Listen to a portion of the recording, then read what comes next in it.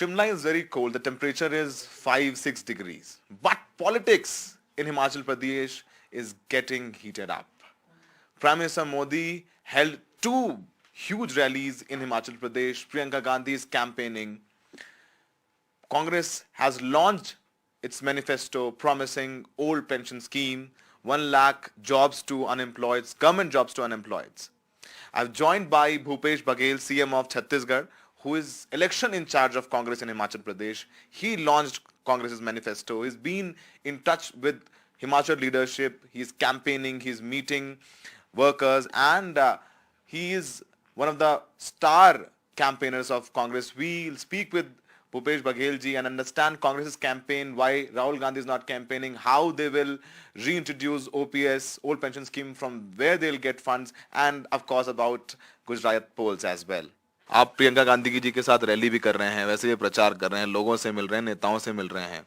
छत्तीसगढ़ छोड़कर हिमाचल में इतनी मेहनत करने की क्या जरूरत पड़ी, पहले तो बताइए. मैं छत्तीसगढ़ में भी हूँ और हिमाचल में जहाँ पार्टी ने जिम्मेदारी दी है वहाँ मैं आया हूँ और लगातार पिछले 3 महीने से अलग अलग समय में कभी कार्यकर्ताओं की मीटिंग, कभी प्रेस कॉन्फ्रेंस, कभी 10 गारंटी की बात आज जिसमें चुनावी घोषणा पत्र जारी किए, आम सभाओं को भी मुझे शामिल होने का अवसर मिला.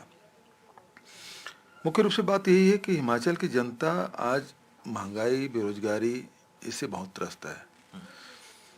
सरकार ने जहां 2 करोड़ लोगों को जॉब देने की बात कही थी, किसानों को कहा आय दुगुनी करने की बात, वो सारी बात जुमले साबित हुए हैं. और अग्निवीर और आगे, चूंकि ये वीरों की भूमि है, देवभूमि तो है ही, वीरों की भी भूमि है और यहाँ से हजारों हजार नौजवान सेना में भर्ती होते हैं. और ऐसे में अग्निवीर आ गया तो उसके जैसे सपने में आपने पानी फेर दिया है. तो जो उम्मीद लेके आए थे 2017 में, वो सब खत्म हो गया है. ठीक सर, आज जब ये मैनिफेस्टो लॉन्च किया आपने तो उसमें 1 लाख सरकारी नौकरी की बात है, ओल्ड पेंशन स्कीम की बात है और महिलाओं को हर महीने 1500 रुपए देने की बात है.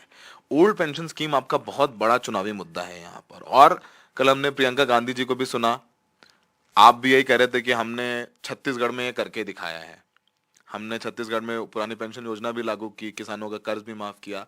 लेकिन सर, पुरानी पेंशन योजना लागू कैसे होगी? बीजेपी कह रही है कि आपको पुरानी पेंशन योजना लागू करने के लिए भी मोदी जी के दर पर आना पड़ेगा. देखिए, सबसे पहली बात यह है, यदि एनपीएस के भी पैसे हैं तो किसके हैं? राज्य सरकार के, और दूसरा राज्य के कर्मचारियों के. भारत सरकार के नहीं है, केंद्रीय सरकार के नहीं है वो अधिकारी कर्मचारी. ये पैसा कर्मचारियों का है और राज्य सरकार का है और इसमें हक केवल राज्य के कर्मचारियों का है. अभी हमने राज्य सरकार की ओर से लिखा है पत्र कि आप उस पैसे को हमको दे दीजिए, लगभग 17,000 करोड़ रुपया. उन्होंने एक लाइन में कहा कि हम नहीं देंगे, लेकिन कारण उन्होंने बताया नहीं है, वो महत्वपूर्ण है और इसलिए हम लोग वकीलों से भी सलाह ले रहे हैं. दूसरा जो महत्वपूर्ण विषय है, कर्मचारी कभी पैसा अपना निकाल सकते हैं, क्योंकि वो जैसे हमारे छत्तीसगढ़ की बात करें, 3 लाख कर्मचारी का एग्रीमेंट है व्यक्तिगत रूप से. तो अपना पैसा तो वो 80-90% जो एग्रीमेंट में है वो पैसा कभी भी निकाल सकते हैं. और वो पैसा निकाल के जो कार्पस फंड बनाना है वो छत्तीसगढ़ में बन जाएगा, राज्यों में बन जाएगा. कैसे रोक लेगा? किसी व्यक्तिगत पैसे निकालने के लिए केंद्र सरकार कैसे रोक सकती है? तो ये विलंब कर सकते हैं, अंगा लगा सकते हैं, लेकिन सफल नहीं होंगे. तो क्या आपको जो सुन रहे हैं बीजेपी के नेता हमारे एनडीटीवी के माध्यम से, या हिमाचल के लोग एनडीटीवी के माध्यम से सुन रहे हैं और बीजेपी सवाल उठा रही है कि आप ओल्ड पेंशन स्कीम लागू नहीं कर पाएंगे, उनको क्या कहना चाहेंगे? कैसे लागू करेंगे, कहाँ से लाएंगे पैसा? बिल्कुल लाएंगे. पैसा उन्हीं का पैसा है, राज्य का पैसा है, छत्तीसगढ़ सरकार का पैसा है, छत्तीसगढ़ के कर्मचारी अधिकारियों का पैसा है. वो पैसा तो हम लेके रहेंगे, उसको रोक कोई नहीं सकता, किसी कीमत में नहीं रोक सकते. लेकिन ये है कि अभी वो सीधा राज्य सरकार को नहीं दे रहे हैं तो कर्मचारी खुद निकाल लेंगे, उसे कैसे रोक सकते हैं आप? तो रोक तो नहीं सकते आप. और ओल्ड पेंशन स्कीम हम लागू करेंगे, ये हमने कहा है और वो होके रहेगा. 1 लाख नौकरियां सरकारी कहाँ से सृजन करेंगे इन 1 लाख नौकरियों का? सीधी सी बात है, 63,000 पद वैसे रिक्त हैं हिमाचल प्रदेश में. और दूसरी बात है कांग्रेस हमेशा लोगों को अधिकार संपन्न बनाने का काम किया है। उसके जीवन में परिवर्तन आए हमेशा कोशिश की, चाहे शिक्षा हो चाहे रोजगार हो। और इसके लिए चाहे नए नए पद सृजन करने की बात हो, नए विभाग खोलने की बात हो, तो लोगों को रोजगार देने, और उसके साथ साथ जितने भी आप देखेंगे सार्वजनिक उपक्रम खोलने की बात वो कांग्रेस सरकार ने किया। भारतीय जनता पार्टी इन पद को समाप्त भी कर रही है, और दूसरा जो सार्वजनिक उपक्रम है उस सबको निजी हाथ में बेच रही है।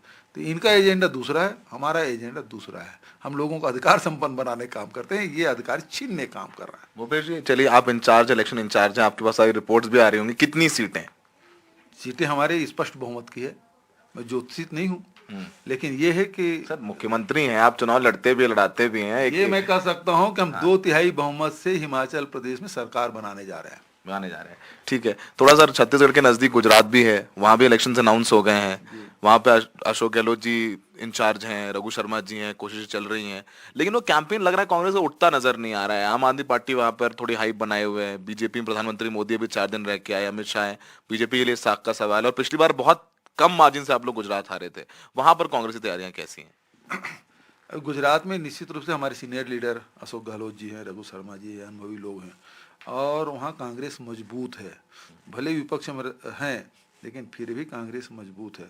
आप पार्टी से कोई बहुत नुकसान नहीं हो, नुकसान होगा तो भारतीय जनता पार्टी को होगा।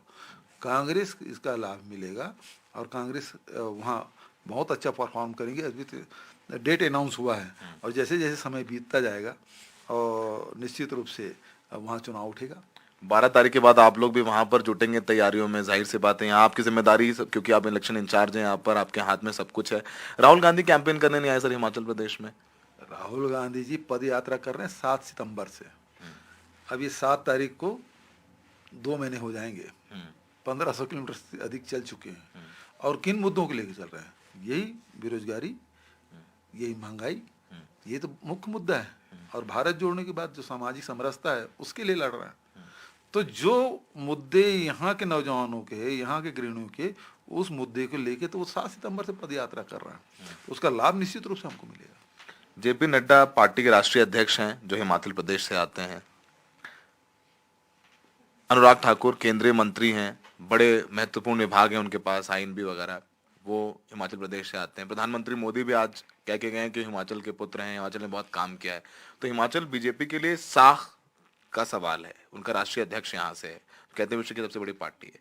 और आप लोग भी कह रहे हैं कि हम लोग पैटर्न बदलने नहीं देंगे, रिवाज बदलने नहीं देंगे।